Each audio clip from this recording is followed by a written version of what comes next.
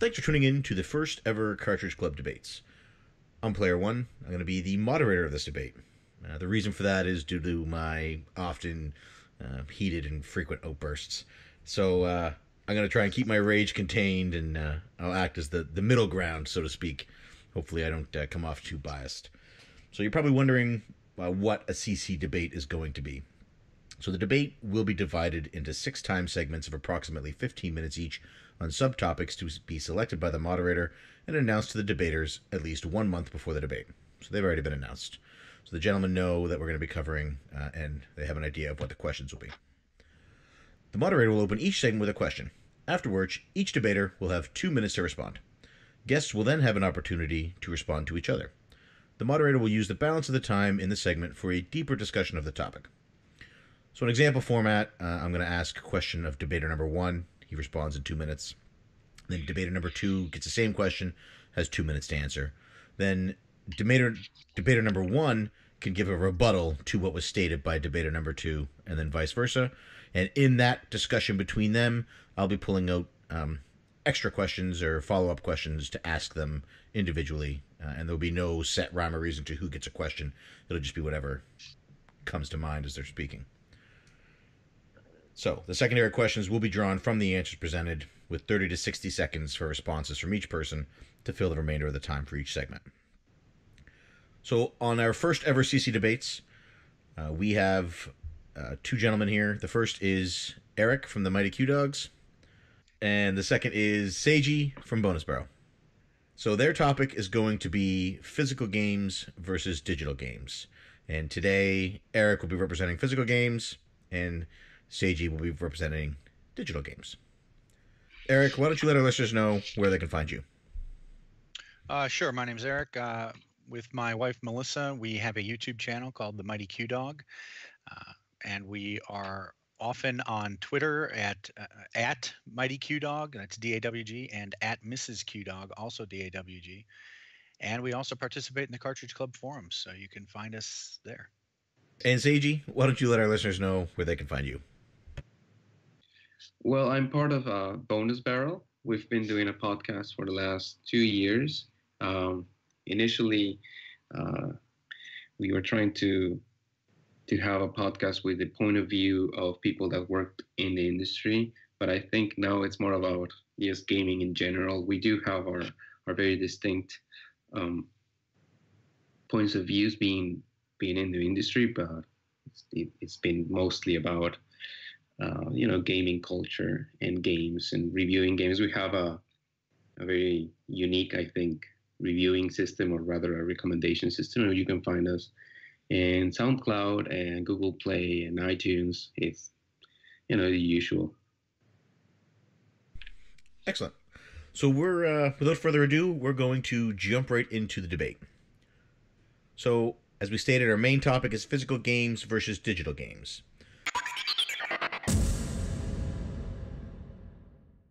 So for our first subtopic, we're going to discuss cost.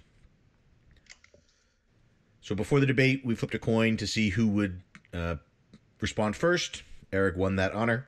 So Eric, as a gamer on a budget, where will I find the better value for my dollar, and why?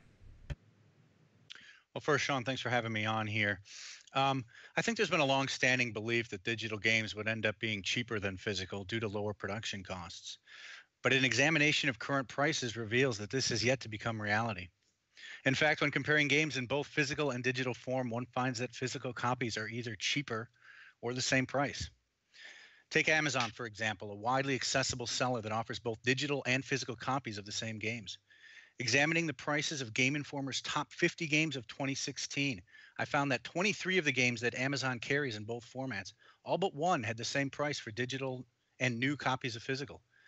Most physical games had used prices too, and every one that did was lower than the digital price. And then there are sales. There are far more retailers offering physical copies of games, and competition amongst retailers can be fierce. There's a need to get people into stores and stock off shelves. Many retailers offer buy two, get one free deals throughout the year, or buy one, get one 40% off. And there are loyalty benefits like Best Buy's Gamers Club Unlocked, which is 20% off every new game for 2 years for $30, and it only works on physical. An examination of tweets from Cheap Ass Gamer over the past 2 weeks corroborates this theory. 42% of tweets about game sales in this period covered physical console games, while only 26 were for digital. Let's also not forget that these digital services like Xbox Live and PSN require that you purchase credits in discrete chunks like $5, $10, or $20. This often results in leftover credit tied to your account that you can't use, or that will require you to re-up and purchase another block of credit. That $16 digital game you bought actually cost you $20. And finally, there's the used game market, where you can not only purchase games for 10% off retail every day, but where you can recoup some of your game cost by trading back in games you no longer want. Sure, with patience, it's possible to find a great deal on digital. Services like Steam and GOG offer excellent prices for old software. But for recent games, and especially console games, retail sales on physical media are hard to beat. On any given day, it seems physical copies will almost never cost more and oftentimes are less than their digital counterparts. Thank you, Eric. Seiji, as a gamer on a budget, where will I find the better value for my dollar and why? Yes, so we not only have to consider the costs in terms of money, but we also need to consider costs in terms of other things like time, like space, and like getting something quicker. Eric did mention that for the most part, console games will end up costing the same, and this is more related to policy of companies and the pressure that retailers have on publishers and developers that they don't want to lose, so they have to put similar pricing. But if you go outside of console gaming and you go to mobile or you go to indie game development, you also have exclusivity there. So some titles will be exclusive in digital distribution because smaller developers and especially indies, they don't have the infrastructure to release a game on in a physical way. So that is something that we also need to consider. And I'll give you an anecdote because I lived this when I went to university some years ago. I just couldn't maintain that lifestyle of buying physical stuff, so I had to move into PC, and I started playing like Flash games. I started playing games that like even shareware or smaller games in different formats that were just cheaper. And like if you think about some years ago when the Humble Bundle was released first, and you get to pay like any amount of money that you had in order to play a bunch of different titles. So yeah, consoles are console games tend to be at the same price in digital, but there's also these huge libraries of games that are only available through digital, or through digital are just cheaper. So yeah, and space, you have to consider that too. I mean, for the most of it, I haven't had space, and like for example, in the time aspect, when Mario Kart 8 was released, I played at midnight, so that's something that costs you the wait. So all those things also pile up, and digital provides a good alternative to those things. Thank you. So, Eric, you now have an opportunity to rebut what Seiji's points. Sure. Yeah, it's absolutely true that that digital takes up less space. I guess my only comment to that is if we are comparing physical to digital, where physical and digital are both options, what I've found is that physical often is the better deal. Sure, there are things like I mentioned, Steam or GOG. In PC gaming, physical isn't really an option at all. So if you are interested in PC gaming, you don't have a choice. So when you focus on areas where a consumer has a choice between whether they want to go physical or digital, I think you're going to find that the physical version is often certainly out of pocket is cheaper. And we're going to talk a little bit later, I think, more about costs for the other aspects of physical. But in terms of dollars out of wallet, when you have the option, physical is the way to go. Seiji, do you have any response? Mm, there are two aspects to analyze here. I think in terms when you do have the option between physical and digital from the get go. Um, yes, physical is very attractive if your intention as a gamer is to have that memorabilia aspect of it. If you have the desire to collect games, yes. But if if that is not the case, I don't want to deal with having a bunch of physical stuff. I don't want to put stuff in the shelves. And sometimes you get those sweet midnight releases, which is uh, for the most part not possible in physical. But again, sometimes some games, let's say like Shovel Knight, for example, which is a great game, was only available in digital for a while until you get that physical release, and they only do it because some people want to own that piece of memorabilia, and a lot of people will actually leave it sealed because it that's what I did anyway. Because I do like physical sometimes, but it is far more convenient to our physical to have the digital copy of the game. I find. Eric mentioned that digital games, the long thought process was that digital games would be cheaper than physical games.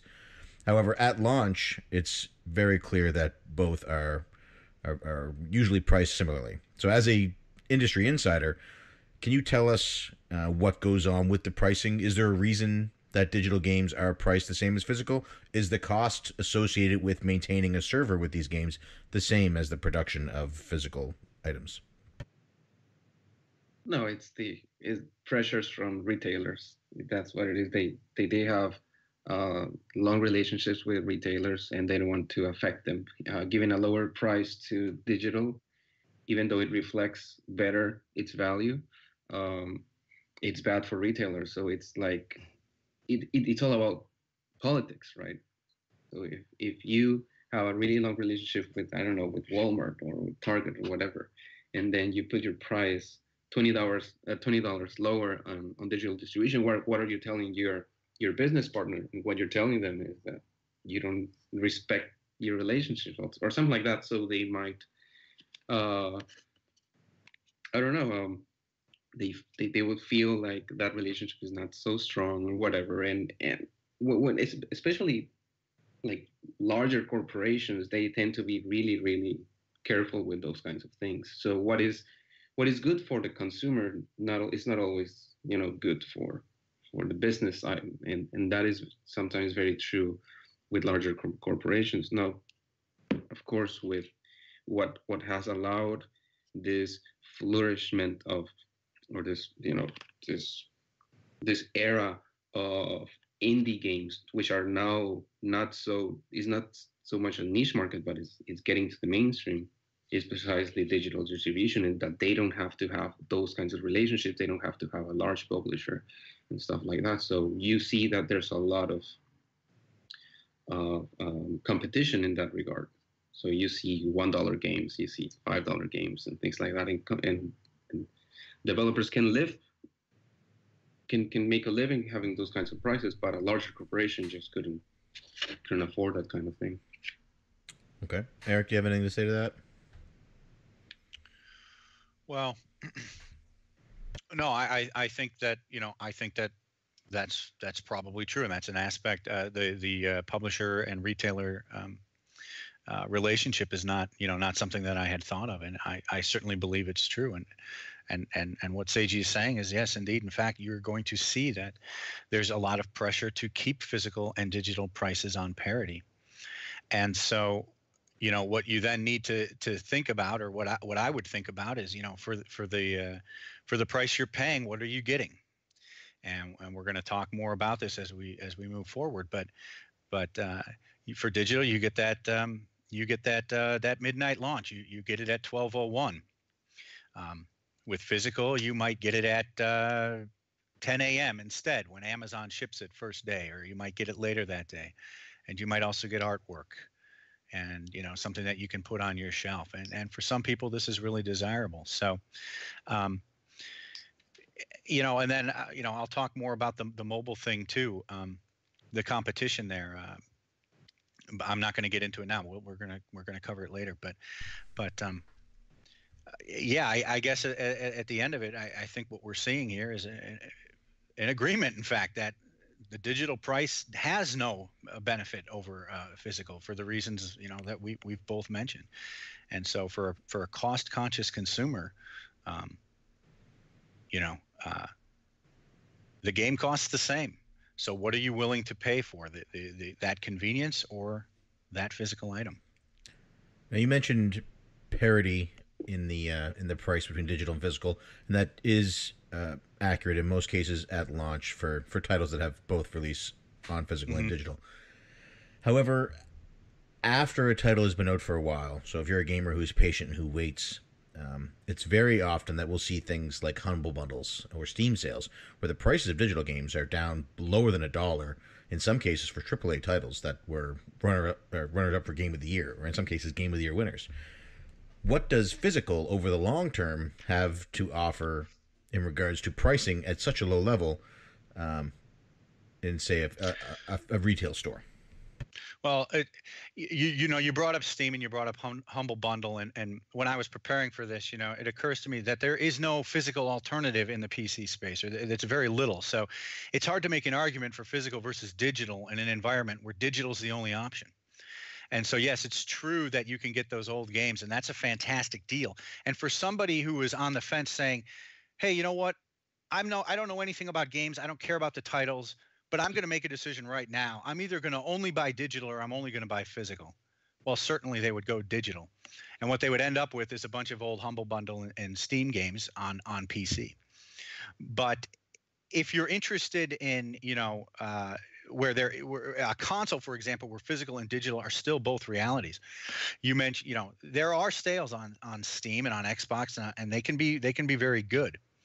But so can retail sales, right? I mean, you can find things in clearance bins. You can find things used.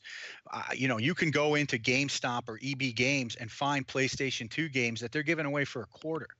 So I think giving away, they're selling for a quarter, right? And so I think you could make the claim that even physical discs eventually are going to become cheap, right? And if you go back even further, NES games or Atari cartridges, you can buy these things. Some of them, NES is going up, right? But Atari games you can get for $1, and there was a time where you could get Nintendo games for for pennies. So I think the sales that you're talking about for older stuff, they still apply to physical also. Okay. Seiji, do you have anything to say to that before we move on to our next topic? Mm, it's a little bit more complicated than that. The thing is that when you buy physical, you're often dealing with a retailer, not really with the developer. So they have different policies and they have different ways of pricing. So what you see in discount bins is more of the retailers are trying to get rid of stock, not really trying to push a product. And what you see more often on discount bins are games that are not really good or that didn't sell that well. And I mean the further back you go, the least probable you're gonna the least probable it is that you're going to find a title that is good in a store, right? Like try to find a Nintendo 64 game on a retail store. Now you will find this on eBay, and you can buy large batches of games. But the thing is that sometimes certain games just become unavailable. I mean, good luck trying to find Earthbound at a good price point. I mean, you don't have to spend a pretty penny to buy to play Earthbound, and even when in the times of Earthbound they didn't have digital distribution, the fact that you can go and buy it digital on any of the Nintendo consoles, I don't know, it's probably in all the new ones. That is a big deal, right? So in that specific case, certain titles that were really really valuable and they became historical, it's actually easier to find them digital, even when in the beginning they weren't digital. So it goes both ways. I mean, if you want physical, especially with the older stuff, it's more because you want to preserve that piece of history, and in that regard, physical is the best, right? You have something physical. But again, if you're a cost conscious gamer, you have to think about the cost of maintaining that collection, storing that, of storing it, buying the physical thing, finding it, because sometimes it's not easy to find. Sometimes you have to either travel or pay shipping costs and things like that. You have to wait for stuff. So there's a lot of involvement apart from money. For example, I can tell you, I can tell you this. I recently moved from PEI to BC, and I have all my games, like my physical games, in boxes, and it was really expensive to move them. So you have to be really conscious that if you're going to have that with you, there's a cost attached to maintaining that collection, either moving it, storing it, and even playing it sometimes can be expensive, because if um, you have to either take really good care of them, you have to have your consoles available for you to play them. So there's a lot of other stuff. Whether with physical, with my digital games, I mean, I just brought them with me because they were in my laptop or in my handheld console or whatever, right? So it's kind of complicated. That's what I'm saying.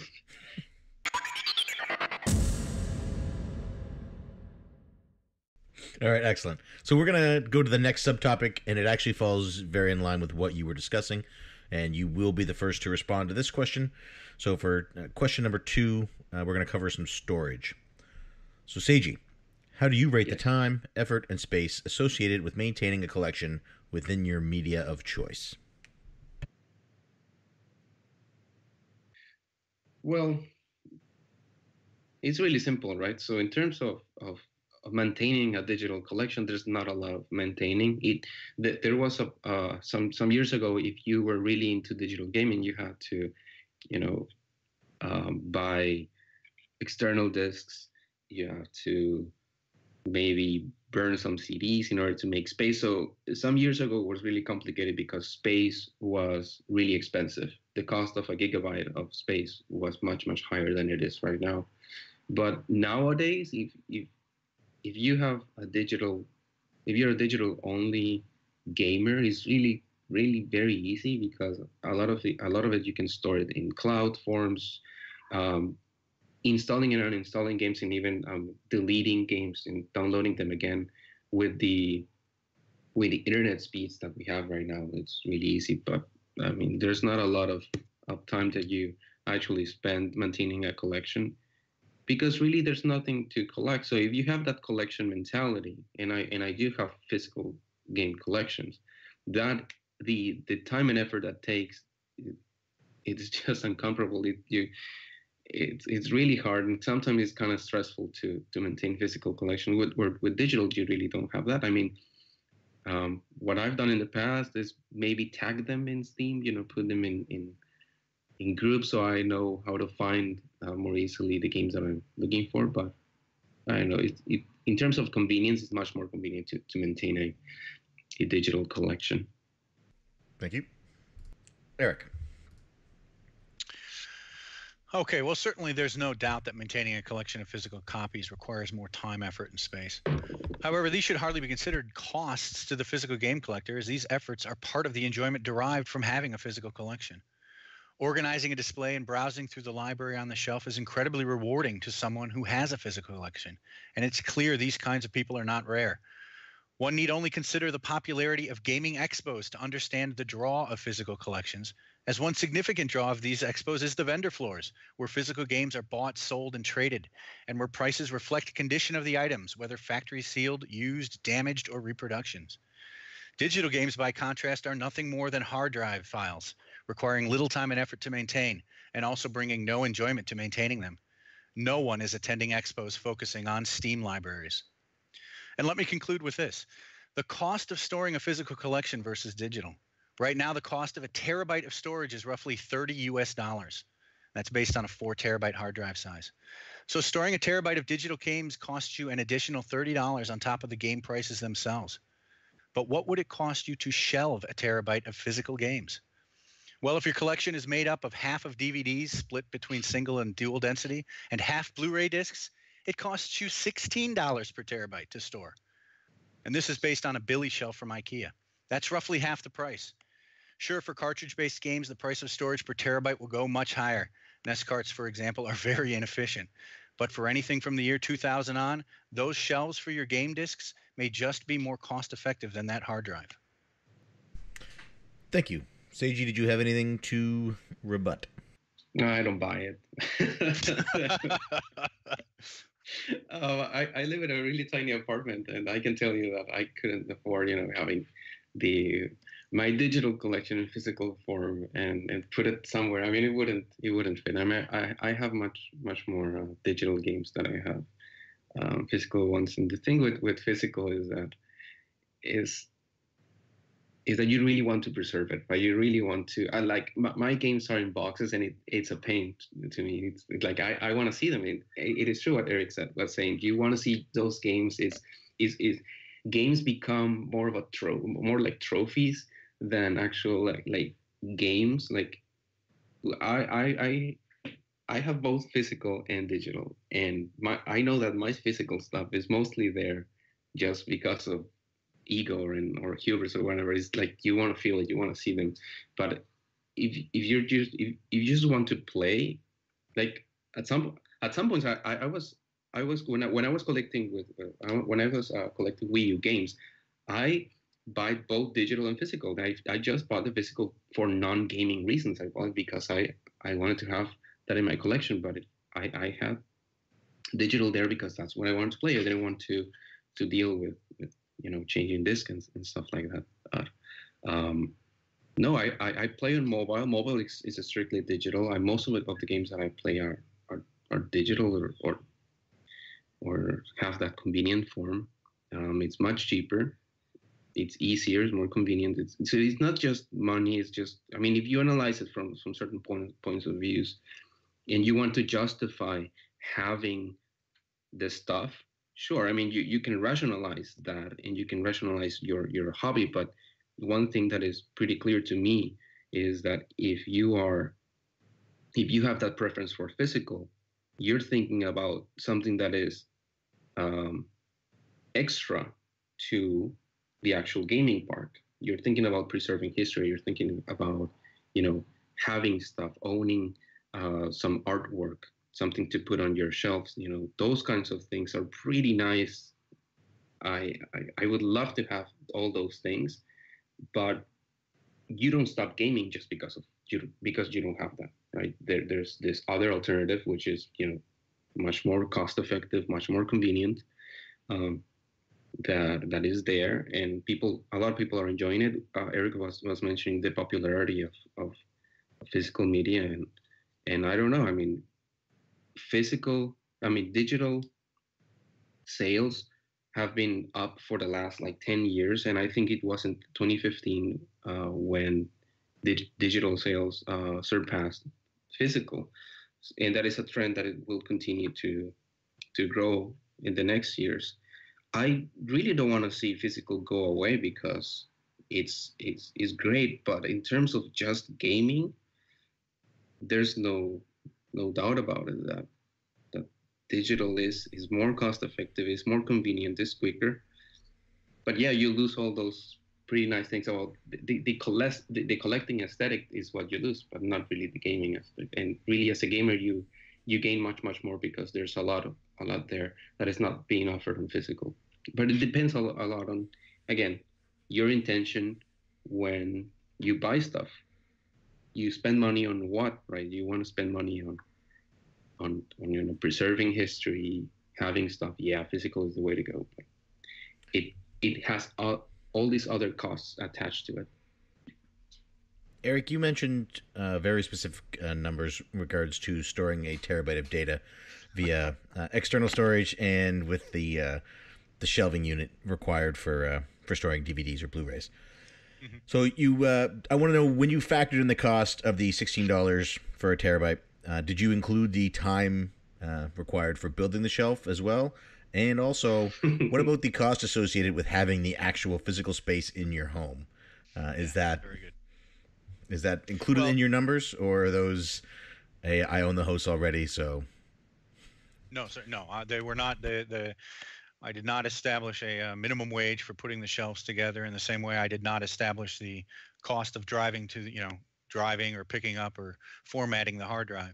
It was just purely based on the cost of the item itself. And it's hard to argue that physical in any way is a better deal in terms of raw numbers of time, effort, and space. If I was to consider how much it would cost in your mortgage or your rent to shelve those things, it would definitely tip the scales.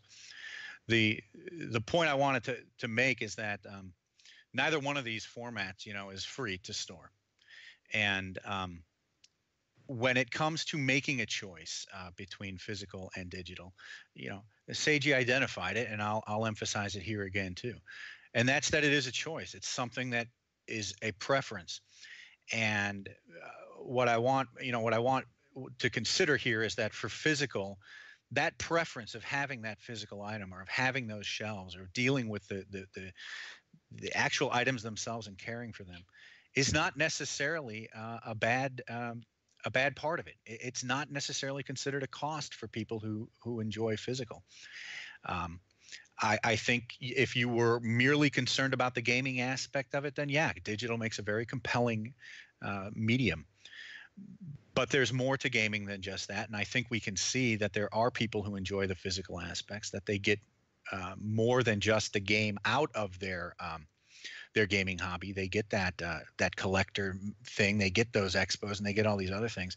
And so I guess what I would like to leave you with is that it's hard to say that that's a cost for the physical collector. That's part of the enjoyment of the entire hobby. And so yeah, I guess it's for my preference that those are enjoyable aspects of it. And if I wanted just convenience, then sure, digital's the way to go. But I get more out of my gaming than just that. Seiji, also you mentioned how much easier it was, especially with today's download speeds, for people with digital to access these games, store them on hard drives, delete them, re-download them, and such. However, this can be a hindrance for people without high-speed internet, which is a larger population than I think I expected. So what option exists for people who don't have high-speed internet or who don't have internet at all with regards to digital?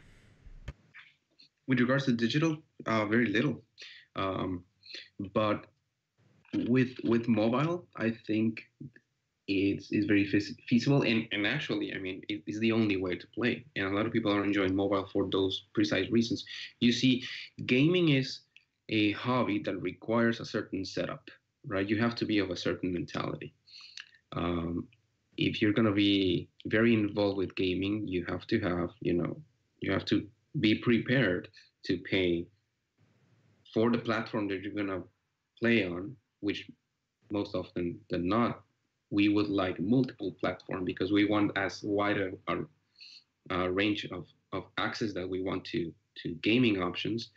And you have to be prepared to start looking for deals and news and have some sort of storage, because if it's, as you guys said, if it's either digital or physical, you're going to have to reserve some storage, either in the forms of hard drives or just space in your laptop or whatever to have those games, because games are heavy or have large sizes.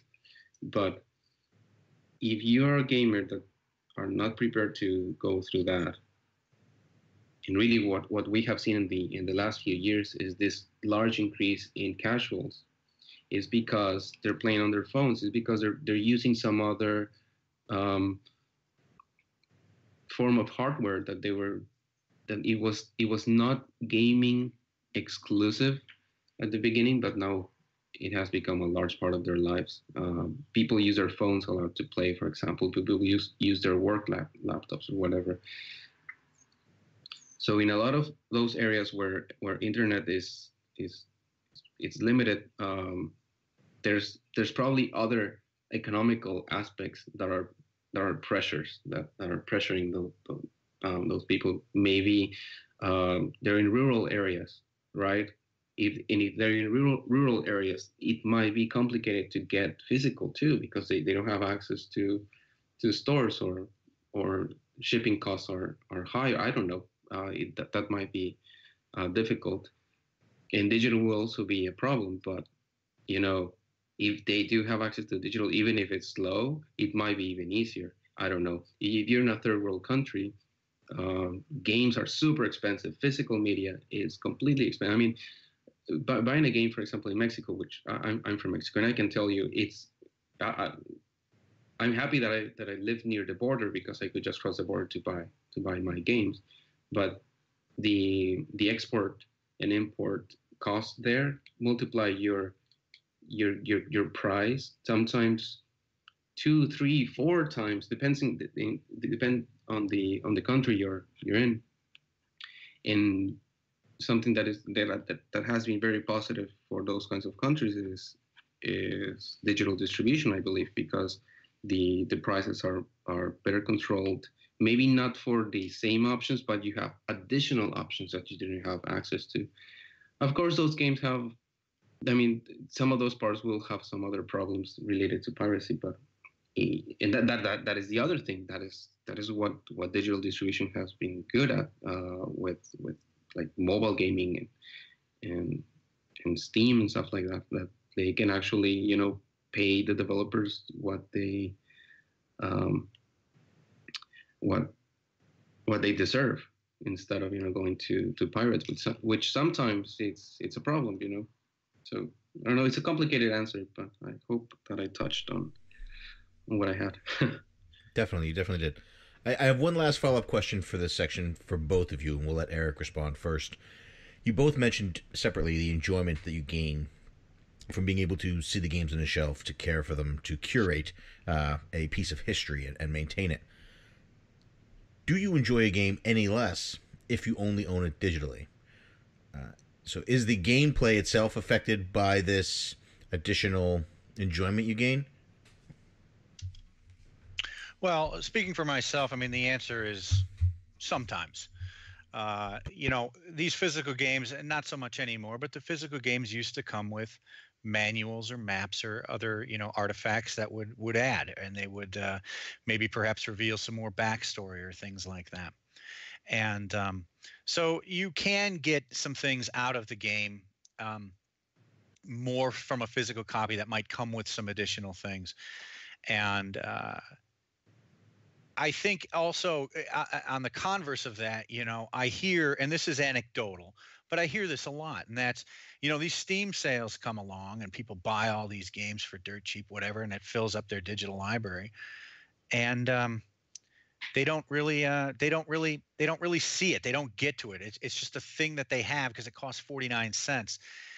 And so what I'm trying to say with this is, sometimes these cheap, digital games, they accumulate, but you don't see them, you don't look at them, you don't browse them necessarily, and they're out of sight, out of mind. They're on a hard drive. But you see these things on a shelf, and you might be more likely to pick it up and play it. And so, and I've heard this from a number of sources. So I think there is something to, first, to enjoy a game, you have to play it. And I think there's motivation for a physical game for people to maybe attempt to tackle that a little bit more. And then when you couple that with some of the additional items that would come with a physical game, like maps or artwork or things like that, yeah, it can add to your enjoyment of the game.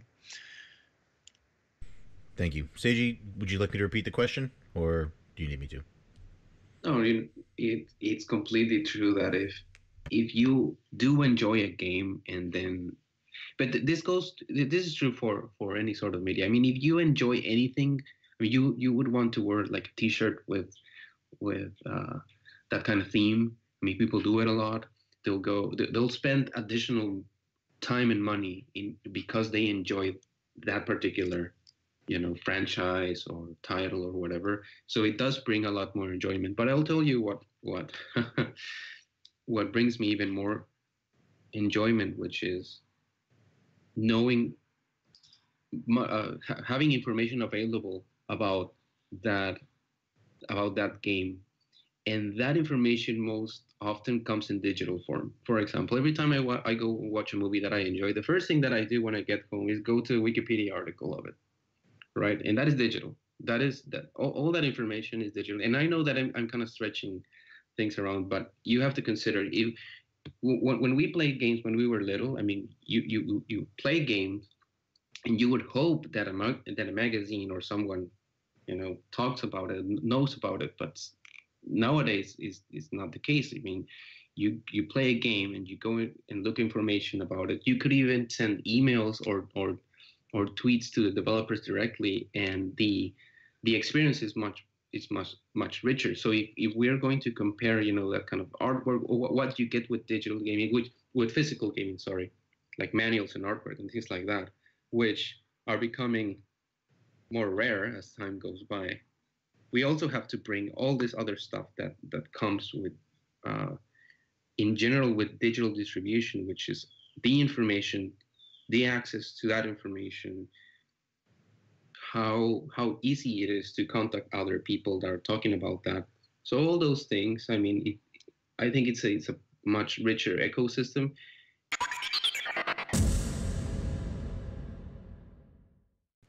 So we're going to move on to topic 3, which is flexibility.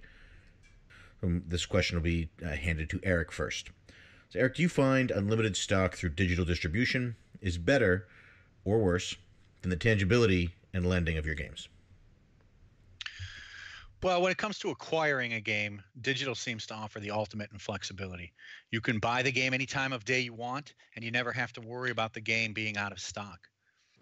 However, acquisition of a game is really only the first small part of the entire time you spend with a game, and it's during the course of ownership that having a physical copy will provide you with the greatest flexibility.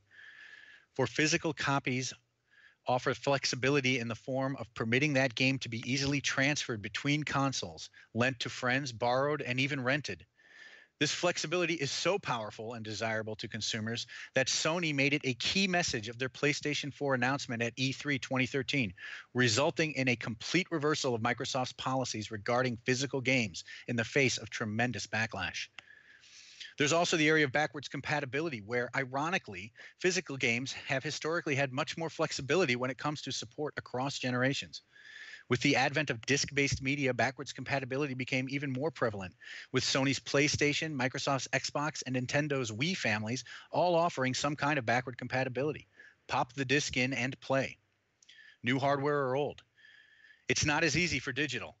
While each of these manufacturers has provided a means to transfer digital content where applicable, it's a lengthy process, is all or nothing, and is a one-way operation. Those games are now tied to that new console. Let's also hope you don't have a power outage or a battery loss during the transfer. Not very flexible at all. Flexibility is all about the options you have for managing and playing your games. With digital content, a user's hands are tied by the policies of the licensing servers. With a physical copy, the license is literally in your hands, and you can manage it however you see fit. Thank you. So, Seigi, same question. Yes. The flexibility. You see, the one thing that physical does, or did, I would say, really good, was that portability of information, right? That is undoubtedly something that digital has been struggling with. I mean, having being able to lend very easily a game to your friend, to your family or whatever, and being able to resell that game is something that digital is doing very good. But you see, the thing with digital is that where physical is really static and it won't change most probably, digital can. And there's like every day there's something new about policy. Like some years ago you couldn't lend a Steam game or you couldn't share it very easily, but now we're seeing the beginning of that. And it's only because it's so popular and gamers are demanding that new forms of playing digital games are arising, and it will continue to evolve. So really, what we're looking here, more than the flexibility of the type of distribution, is more about the flexibility of the policies, or the technical restrictions of each one.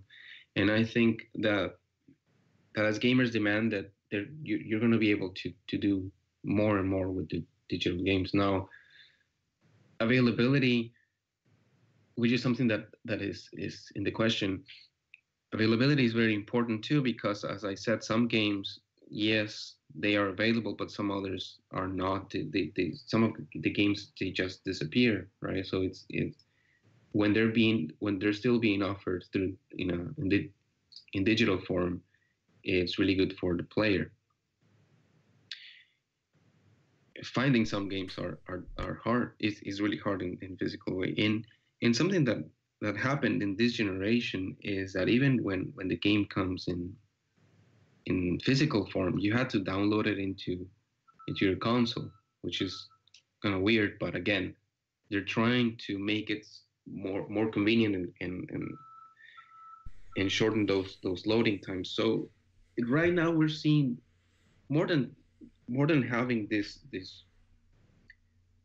really hard line between those two things. We're starting to see that both are starting to overlap in some aspects, and I think um, there's going to be a lot of evolution in terms of that specific flexibility.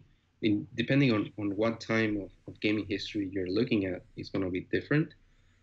But again, I mean, you can't beat having the access. I mean, if we're just sitting here, right, and you just want to play a specific game, it's much more easy to go and look and find it in digital form than physical form, right? So I'm gonna have to stop you, Seiji. Your 2 minutes is up. I'm sorry. No, it's okay. I wasn't looking at the timer. No, it's all right. It beeps in my headphones. I don't think it beeps for everybody else. Okay. So, Eric, do you have anything to say to Seiji in rebuttal before I go to follow-up questions? Well, no, I think some of his points are very valid. The flexibility of digital is getting better. The interesting thing about it is that the characteristics he cited are all to make digital catch up to what physical already offers you, and that's the ability to lend and to trade and do things like that. So certainly, if we were to look forward into the future, we might find that digital offers the best of both possible worlds. But as it stands right now, for a gamer right now, there's a great deal of flexibility to be gained by having that physical copy that they can transfer how they see fit. Okay, Seiji, I have a follow-up question for you. So I'm a gamer who recently purchased a game digitally, and it was a very highly reviewed game. By all accounts, it should be a good time to play. However, I did not enjoy it. Had I purchased this game physically, I could resell it or return it. In a digital world, is there an option for this? Well, there's been some policies about returning or refund, or to get a refund after if you try to do that in a certain amount of time. But in general, yeah, you're pretty much stuck with it, right? This is again, this is more. It has more to do with policies, right? So that's kind of hard to do because it's digital information.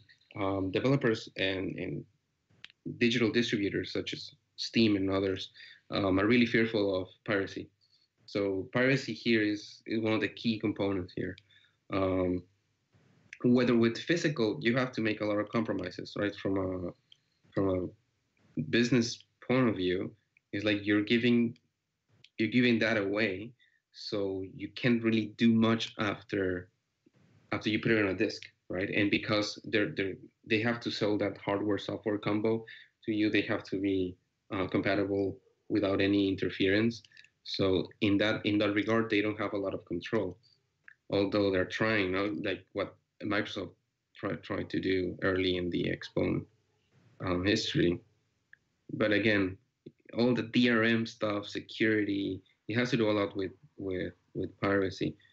In that regard, sure, physical is the winner here, but I don't know, it's hard because you're still spending money, right? So you have to have the money in your pocket. So every time you make a decision to buy a game, you're constantly trying to find or trying to predict if you're going to enjoy or not that game.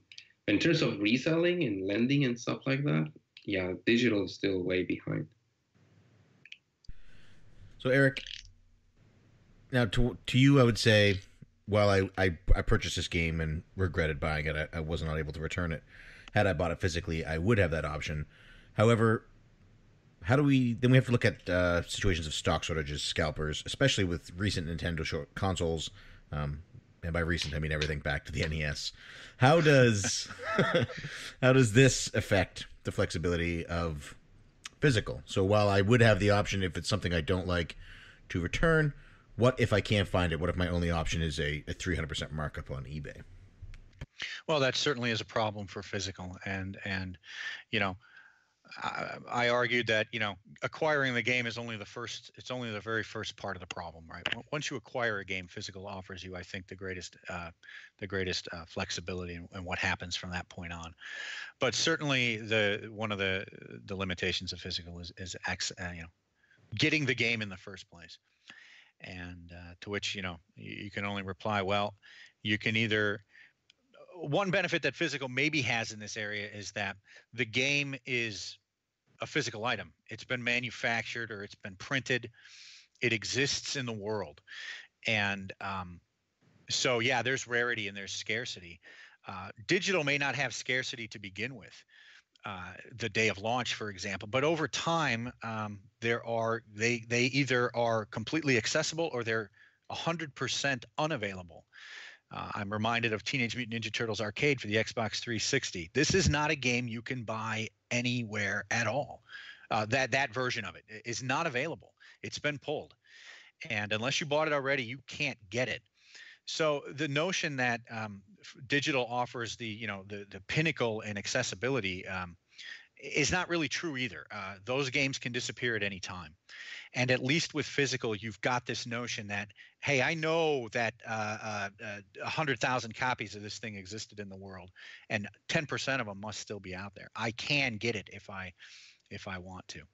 So they both have their benefits and their different problems. But I'll leave it with acquiring the game is only the first step. And once that problem is solved, physical is definitely the more flexible solution going forward.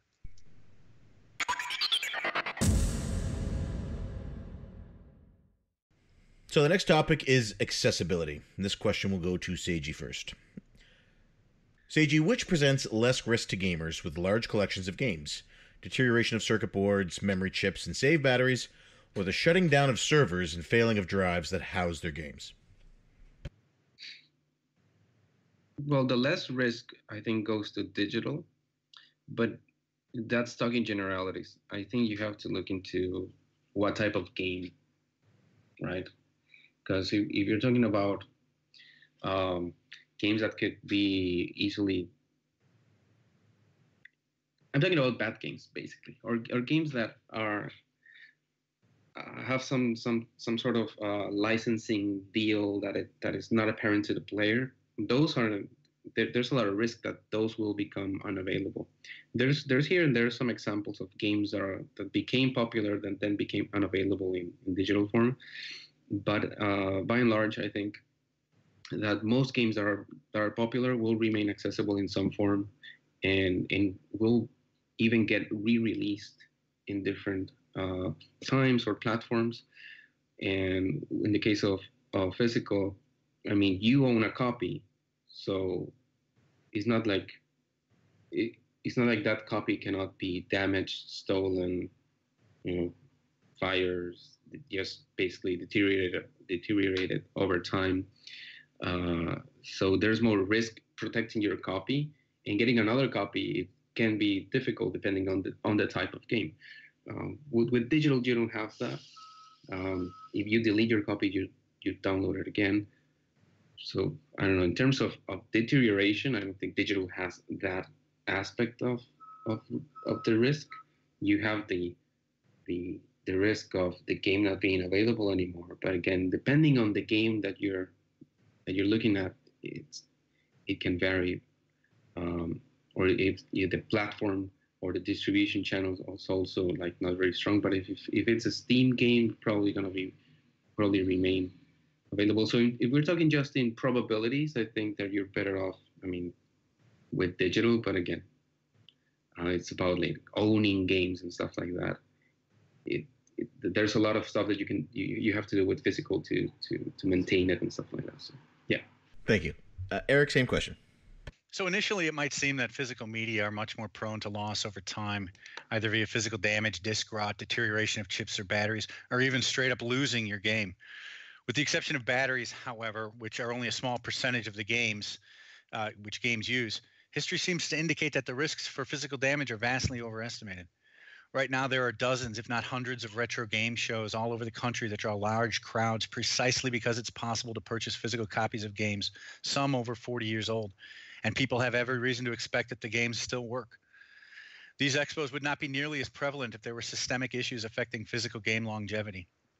With physical, you need a working console and a cartridge or disc, but the situation is not so simple with digital. The primary fear involving digital games is that the game will be pulled from servers so that it can't be re-downloaded later, or that the authentication may no longer work. While we only have about 20 years of experience so far, the prognosis for long-term digital access is not looking good. Already there are scattered reports of people losing access to their licenses and thus the games. And when authentication servers are shut down, those games will only be playable for as long as a specific console, which has the license key, is functional. Further aggravating the matter is that policies for digital games are confusing and inconsistent across vendors. Message boards are filled with questions regarding whether digital content transfer across one console generation can be moved from one console to another.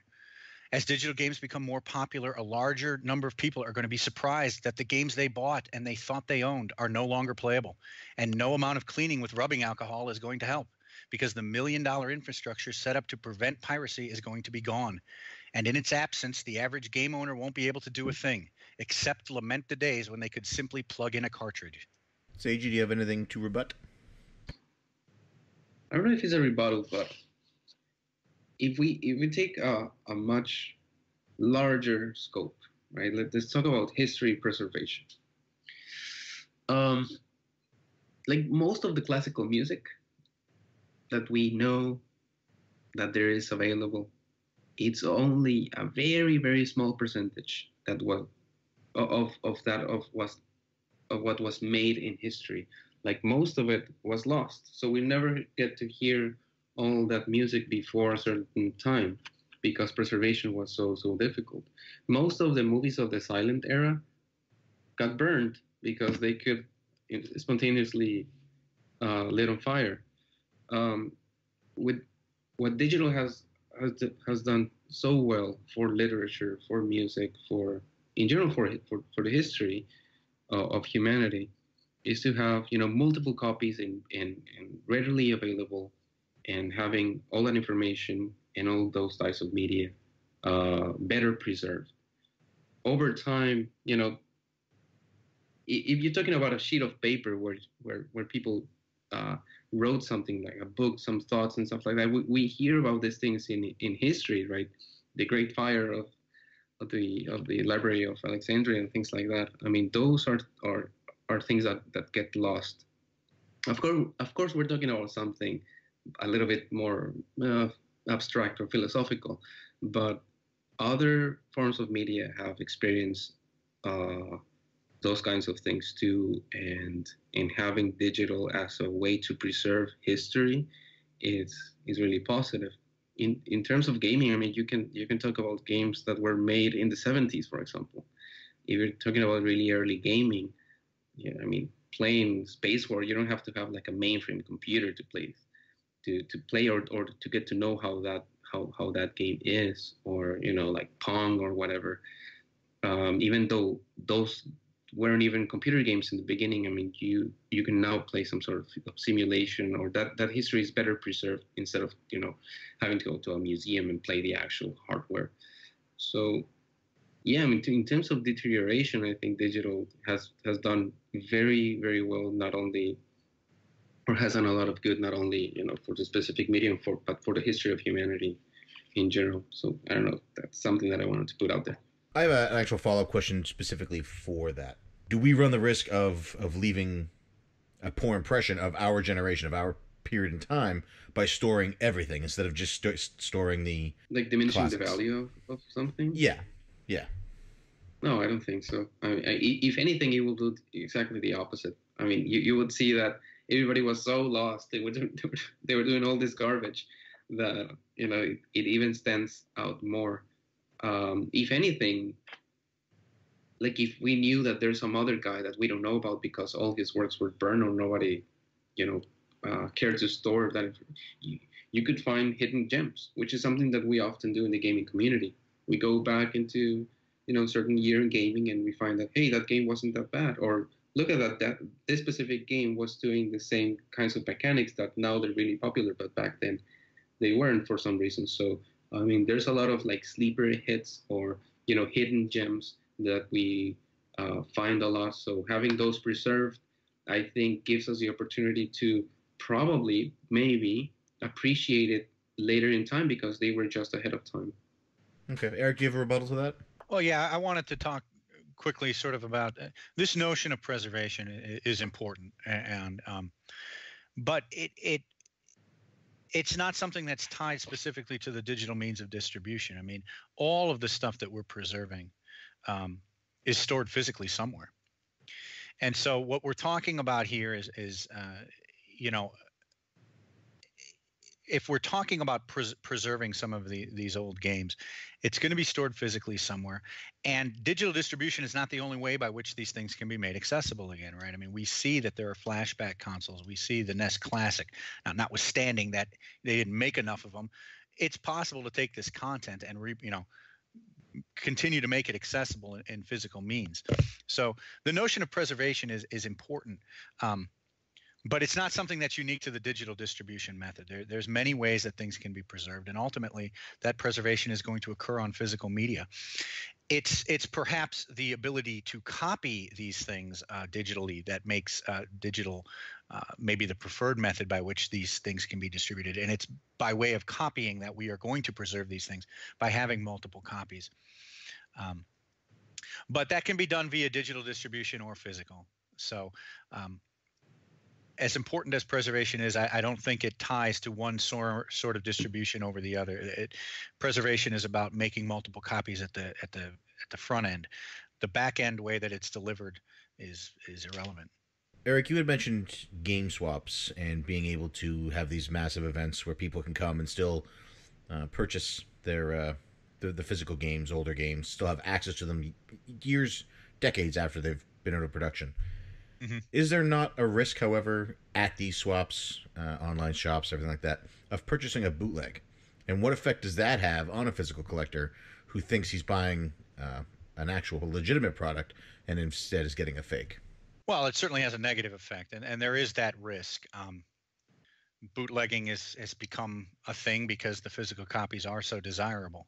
If you are a physical collector, I think many physical collectors don't want the bootleg, or they don't want the reproduction. They want the authentic article, and that can go as far as everything from the case, labels, to the chips themselves. It's a risk that people are willing to take, and for the physical collector, it's certainly an issue. For the digital collector, a bootleg is no more than another kind of copy. So it's not, in that regard, it's not different from a digital distribution. It's just another copy. Okay. Seiji, do you have anything to add? I was just thinking about like reproduction cards and things like that. And you were talking about preservation, for example. I have one example that I'd really like to mention, which is Star Fox 2. Star Fox 2 is a game that was almost completely developed but never released. And somehow it got leaked into the internet. So you're able to play it even though it's not official, but it has been confirmed by the developers to be an actual thing. In terms of preservation, I mean, that's a clear example of what digital can do, because eventually you can make a repro card of Star Fox 2 and play it on your Super Nintendo, which is pretty cool. So that's like one example of things going in full circle, right? Because the Super Nintendo doesn't have a digital way of distribution, but through leaking, through the preservation of that digital information, it can go back to a card and back to the physical world. So it's a cool example of how preservation works in terms of having both physical and digital. Is there not some risk of damaging the brand by having access to a game that was not finished and has been released? Oh yeah, for sure. But there is that risk, and it's a perceived risk by the company, and that's why some games never get released, or some only get to soft launch and then they get pulled from markets. But in general, I mean, I think I'd rather know, especially if I care about that franchise, than not knowing, because there's already bad games out there. So um, just one. I guess that if there's like a really bad Zelda out there, and there are like the Philips ones, the CDI ones.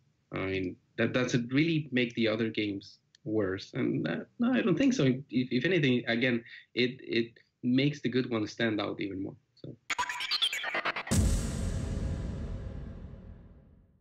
All right, we're going to move on to our next topic, which is industry.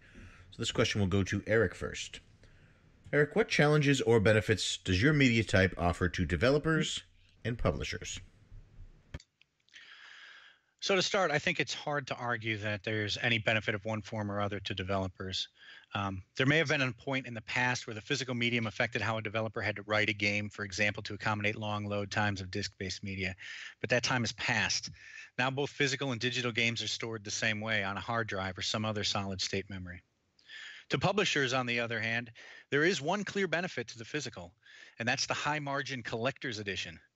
These have become increasingly popular as a way to entice early buyers and to raise revenue via inflated MSRPs.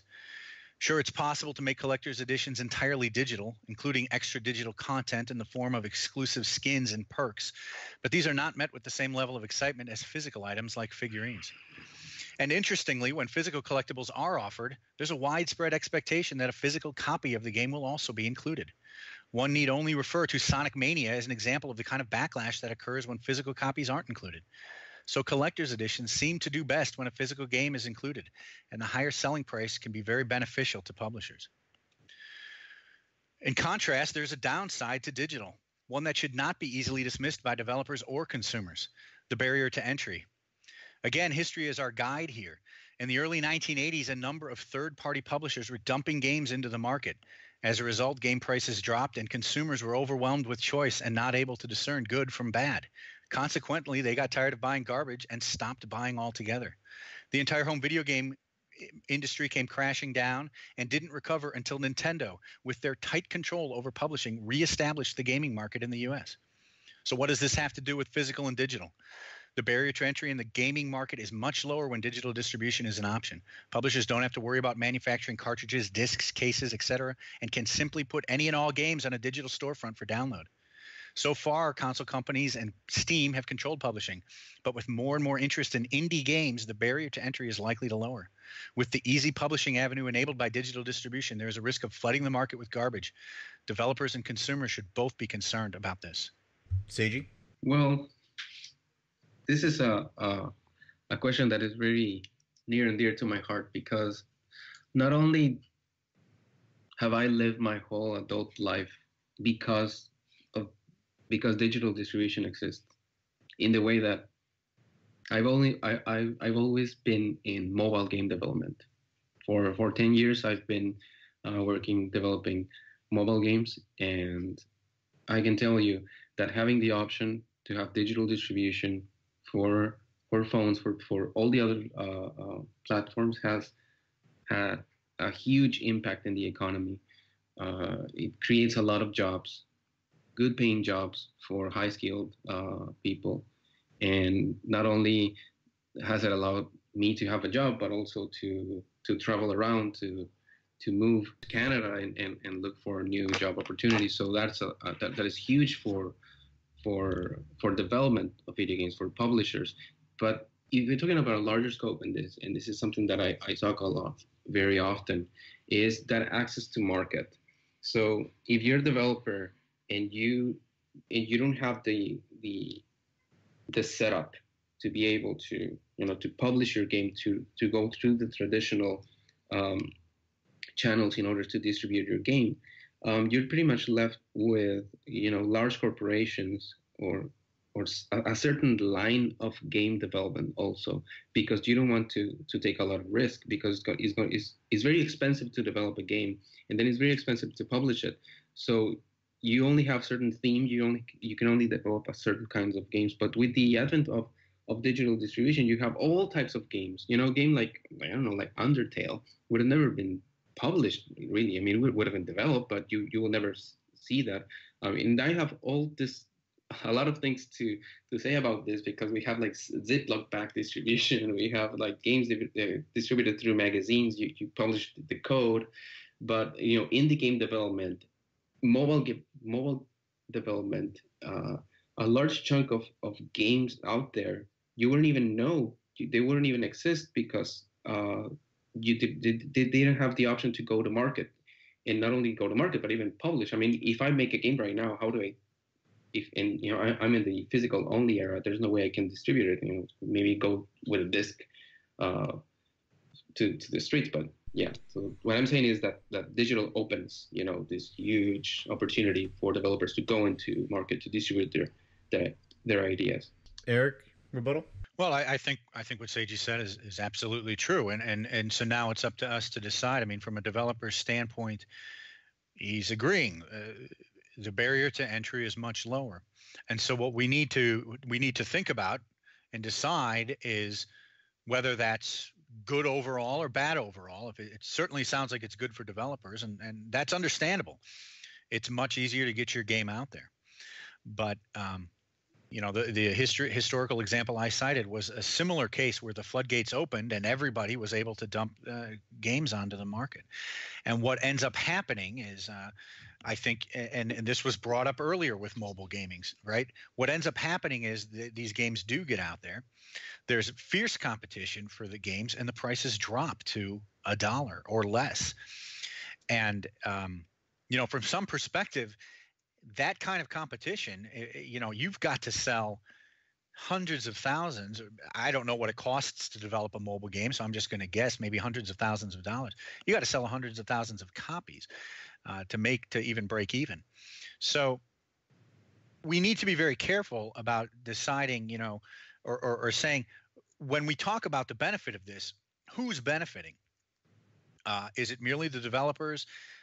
Or is there a risk that the entire industry as a whole is going to be flooded with garbage, bad games, as it was in the early 1980s, and there's a backlash, and people are tired of you know, even spending a dollar maybe on stuff. It's like, well, this isn't going to be any good. How do I know that the stuff I'm spending my money on, you know, is good? Obviously, there's reviews, but with more of these games, it's going to be harder and harder to do that. So I would simply argue that the barrier to entry is something that we should be thinking about. We should have some level of expectation where we say, if your content is not good enough, we want to keep it out.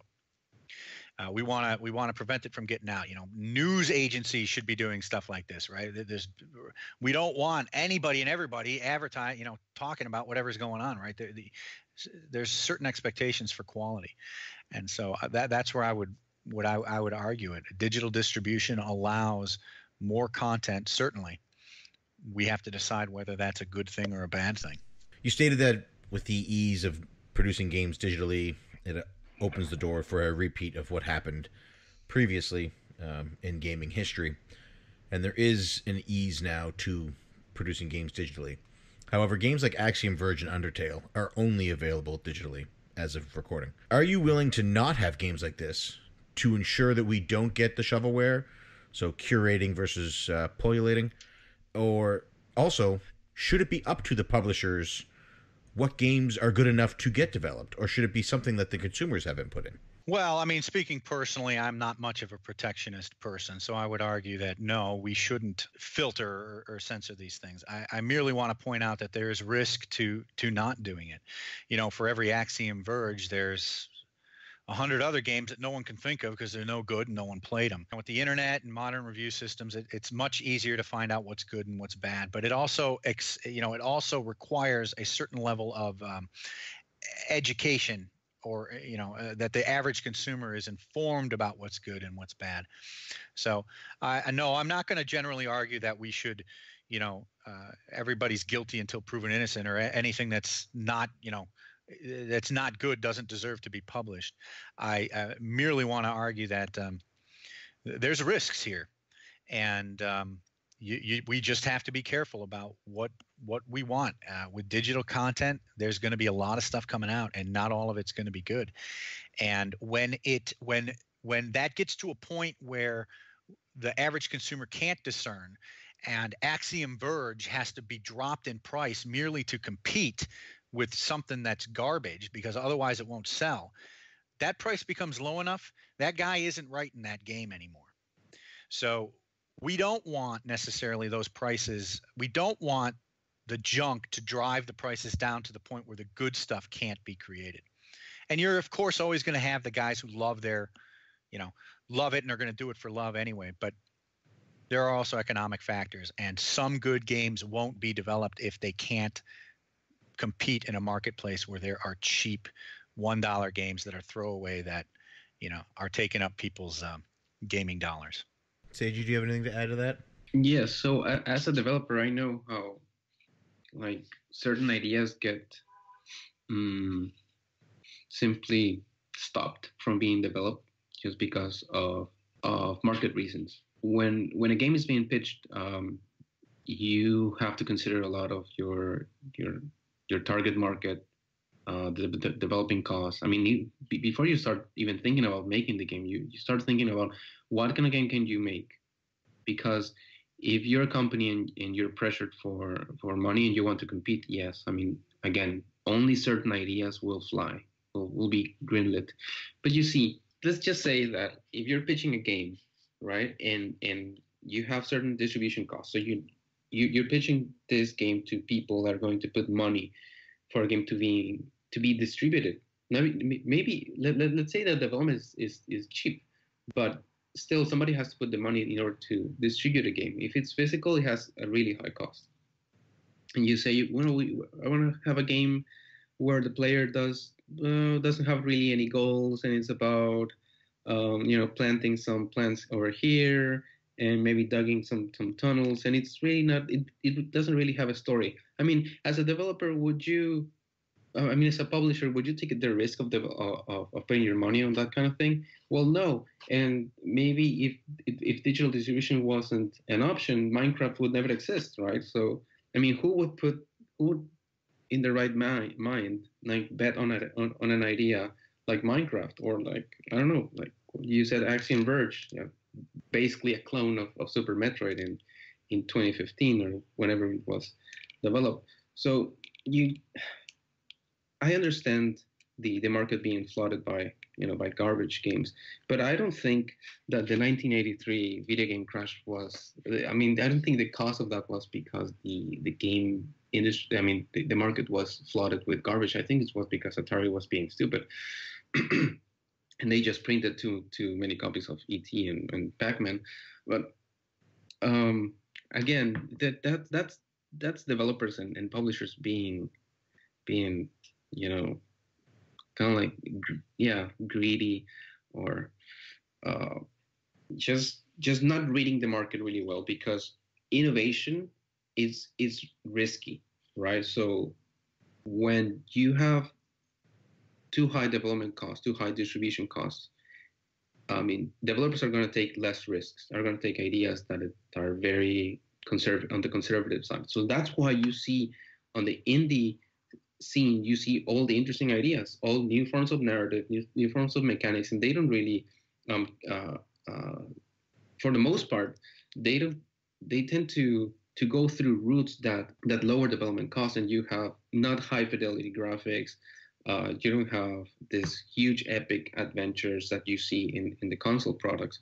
But the only reason they take the risk of putting those ideas out there is because they know they won't have that distribution cost, and they just want to put their work out there. So you have a lot of artistic endeavor, which is enabled by digital distribution. So in that sense, very specifically in that sense, sometimes physical distribution can be a risk to innovation. So, Seigi, you had mentioned the barrier for independent developers, especially when dealing with physical games. Publishers, companies don't always know, or are not always willing to take risks. Don't know whether or not, like you said, Minecraft. If as a publisher, they might have looked at that idea and said, no way. So they don't always know what the public's going to be interested in. Does crowdfunding, things like Indiegogo and Kickstarter, ease that barrier? Does that not make it easier for developers to produce games physically and get them directly into the hands of consumers who want them? Not necessarily. I mean, it is a very good opportunity if you are a really good communicator. But as developers and as in general people, sometimes we're not good at communicating. Like we have a really good idea and we have a hard time selling the idea because you still have to go through that exercise of selling your idea, making it shiny and the promise of it. So you have to be a little bit of a politician in there. And sometimes, promises don't fulfill, right? So sometimes you just want to see a game like Cave Story, right? It's just a guy who's making a game for 5 years, or whatever, and he's just doing it as a side project, and he doesn't have to sell the game. He just makes the game that he wants to make, and he doesn't have, or he or she doesn't have to make any compromises in order to make it attractive to a certain public, because again, you have to sell that idea. And I can tell you a lot of really good ideas, they have to change. They have to make compromises in order to be more attractive to either publishers or for, in this case, crowdfunding. They have to know how to ask for that money. And sometimes, and not always, sometimes it's good for the product, but sometimes the final product will be different, will be worse than what it would have been if it would have been just like this artistic endeavor, just this urge to express an idea. I think we are ready to move on to our sixth and final topic, and that is distribution. This final question will start with Seigi. If the industry shifted heavily in favor of your type of media as the sole method of distribution, what effect would this have on retail outlets, both online and physical? Again, I don't think this is going to happen anytime soon. But if it did happen, I think the ones who would suffer the most are not really the retail outlets. It's really, the collectors and the gamers, which is why I don't think it's going to happen, because part of the community is not going to like it. But of course, we would see, I think, just this huge spike in digital sales. Of course, I don't think the market would cease to grow. I think it will grow exactly as it has been growing for years now. Now it's $100 billion industry, and I think it would remain as such. But I think the ones who would suffer the most are the collectors, not really the retail outlets. Like maybe companies like EV Games and GameStop would suffer, but they will find a way. I mean, this is business stuff, so it has to do much more with politics and stuff like lobbying and things like that than the actual ways the game development and gaming works. But it's part of that ecosystem. But in terms if because this is a big if, it is a what would it be? I think the market size would remain the same. I don't know. It's a kind of a complicated scenario to imagine what I think it's not going to happen anytime soon. Okay, Eric, same question. Well, the first thing I'd want to talk about here is if it went the other way, if it went to digital. And I think there's this expectation, and I mentioned it before, that people have this expectation that if everything went digital, that prices would fall. And we've shown that hasn't happened yet. And I don't think it will. Keeping digital at the same prices is an indirect way to raise the price without the consumer knowing. Just as is slowly reducing the size of an ice cream container, but keeping the price the same. When publishers can lower their costs through digital distribution and keep the price the same, they will. And it would seem there are plenty of people happy to pay the standard MSRP for a game, even for a digital copy. Furthermore, digital game distribution has so far been fairly monopolistic, with each console manufacturer having complete control over their digital storefront and game prices. This is in stark contrast to physical, where retailers all over have to compete for sales. As such, in a digital-only world, there's little hope for lower prices and every expectation that prices will actually rise. So we've already seen what the world is like in a completely digital distribution. MSRPs have certainly gone up over time, but there are a number of retail outlets selling physical copies that are all competing for your business, having sales to bring in shoppers and clear shelves. Online retailers would continue to compete by offering launch day delivery and comparable prices to brick and mortar stores. As well, used game sales would continue to thrive, and your unwanted games could be turned around for credit and not just wasted sitting on a hard drive somewhere. So my answer, I guess, in summary is the preferable direction is to stay with physical because of the competition. In a purely digital world, I don't see any reason to expect that prices will go down. Competition will be reduced, and your options will be much more limited in terms of where and how you can get these games. Thank you. Seiji, you had mentioned previously that the costs of digital were kept high due to relationships with retailers. Do you believe that if we no longer had the need for physical retailers, would the digital prices stay where they're at, or do you believe they would drop? They should drop because I'll put it this way. There's a lot of companies out there in mobile, for example, that can live with free to play, right? And that's certainly my case. Like, I work on projects that are free to play, and the cost of developing those games is still really high. But the way the team is composed, you don't have to have in your team a part of your budget going into how this game is going to be distributed, because we self-publish. You put the game out there, and it has been much more profitable to have the game really, really cheap, in this case free, and go through different means of monetization.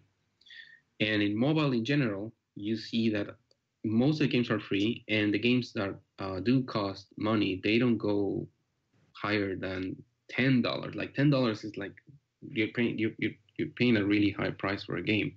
They're higher, but in general they're cheaper. I mean, when in the last few weeks we were playing for our podcast, we were playing games that were available both on mobile and physical, and I mean, well, yeah, sometimes in physical in the case of Brothers, and by seeing all the other options, I think the mobile counterpart was always cheaper, because they don't have to have that physical counterpart in mobile. They don't have to have a physical copy and digital copy. They just have the digital copy. Also, the expectations of the market is that the price would be lower. As I said, if in mobile a game that is really, really expensive is $10, so your game is selling for $15 on Steam, I mean, you wouldn't sell that game for $15 on iOS or Android. You would have to sell it a little bit cheaper, which was the case for Brothers, and Thomas Was Alone. So yeah, I think it should go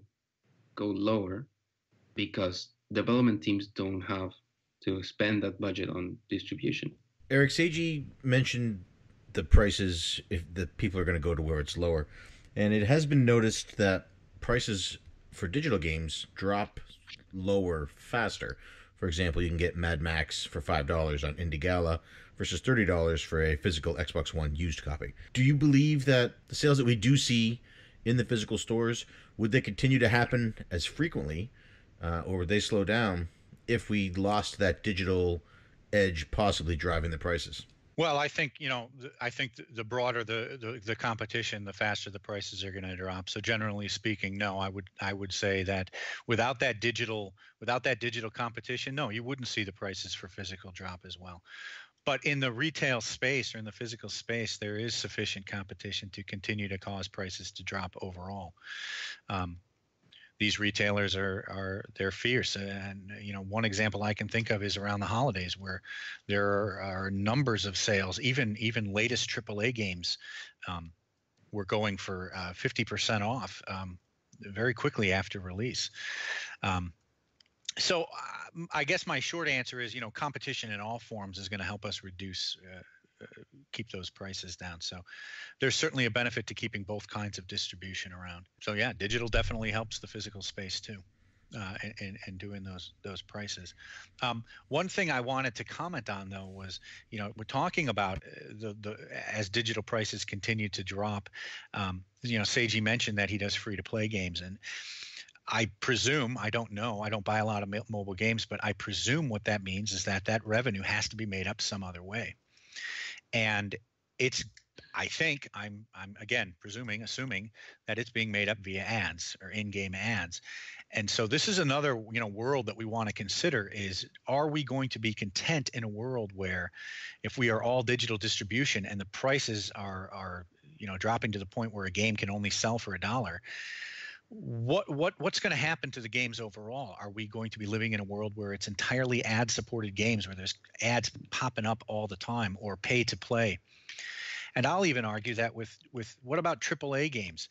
The cost of a certain kind of game isn't going to go down as graphics and computing power go up, and the artists are required. There's a minimum level required for a game, and unless I don't know what the numbers are. Let's say it costs $10 million to make a game. You have to make your money back somehow, and if you're looking at selling the game for $1, you're probably not going to be making a $10 million game because you just have to sell too many copies. So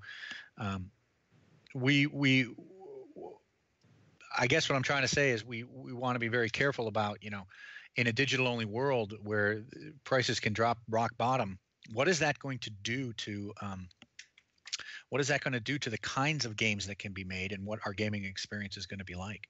Seiji, do you have a rebuttal? No, I do share that worry too. We certainly see that in mobile. When a certain business model gets very successful, or a certain genre is very successful, then you see that your options all of a sudden become more limited, or more. A lot of games start to look like all other games, which is a worry. I think it's also positive because mobile gaming is so large right now. It's accounting for, I think, more than 1/3 of the market, of the whole market. So it's really outstanding. It's also not all that is out there right now. So mobile should evolve into something else, and we're starting to see that. We're starting to see a lot more involved games. We're starting to see new players in that scene. I think competition in there is very healthy, but it's troubling what it will do to the kinds of ideas that we're going to see out there. For years I've been arguing for the legitimization of mobile gaming, because a lot of people don't see it as they see it like a second tier kind of thing. And maybe it's because of that notion that we see, games that are not of the same ambition level that we see in consoles. But as we go forward, I think those kinds of ideas will become more sophisticated, and we're going to see newer ideas. Just to touch on the free-to-play model, some games do monetize from advertisement, but most games are monetized through in-app purchases. So, and that also has people worried because of how exploitative it appears to be. But again, it's more options. And I don't support the idea of just having the one type of platform, or the one type of distribution, or the one type of game. What I like of the whole digital distribution thing is that it brings more options to the players.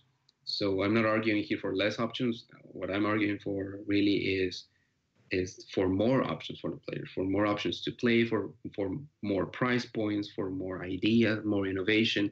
And that's what I hope the industry is going to go in the future.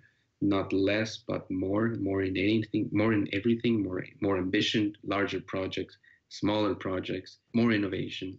So that's what I hope it will do, because right now we live in a world where you could play any type of game that is being developed recently. It's not just, well, you want to play a good platformer, you have to go to the 80s, or you want to play a certain, first-person shooter game, go to the mid 2000s. No, right now, every type of game is being developed, whether like in the 5th generation, for example, everybody was doing 3D, and that was all that you could get like in those days. And now it's not like that. So you get really arcadey games, small games, on mobile. You have these new types of genres that didn't exist. So that's really what I hope the industry will end up being, really diverse, with very different price points, with different kinds of ideas. Eric, did you have anything final to add? No, I will just say, in contrast to a political debate where I'm not allowed to say this, I will say I agree with everything Seiji just said. The best of both. There are benefits to both methods of distribution, and I think he summed it up perfectly. Excellent. So I want to take this time to thank both of our guests today, Seiji and Eric. Thank you so much for being here. This was the first run of a show that I hope to do more of, and I was really pleased with the outcome. Super well prepared. You both came with excellent arguments from both sides. As well, I want to thank Derek from Two Dorks. You haven't heard him in the show, but he's been behind the scenes. He was one of the he helped birth the idea of CCDebates, and hugely integral in setting it all up and coming up with follow-up questions and helping out. And so I couldn't have done this without Derek, so thank you as well. And lastly, I want to thank the listeners for listening to this. But also, we want to know what you think in the physical versus digital. So this is going to be available for comment on the Cartridge Club forums, where you can find all of our guests, as well as myself and Derek. And please come and let us know your thoughts on the episode, your thoughts on digital versus physical. Answer the questions from the topics if you like. That's the show, folks. That's the first CC Debates. And excellent. Yeah. So thank you. One last time, let everybody know where they can find each of you, Eric, Seiji, and Derek. Well, I'm Eric. I run a YouTube channel called The Mighty Q Dog with my wife, Melissa. You can find us on Twitter at Mighty Q Dog, DAWG, and at Mrs. Q Dog, DAWG. Well, you can find us. You can find me in Bonus Barrel, and we have Twitter, and we have SoundCloud, and we have Google Play and iTunes. You can find us. You can find our podcast in all those platforms, and also Sean and Derek, thank you for hosting. It's been a lot of fun, and Eric, it was a pleasure debating with you. You too. Thank you. And Derek, where can our listeners find you? So I do a YouTube channel called Two Dorks, TWO, with my brother-in-law, and I'm on Twitter as DEGE13. Instagram, I think, is DJChew31. Thank you for listening to CC Debates, and remember, if you're not outraged, you're not paying attention.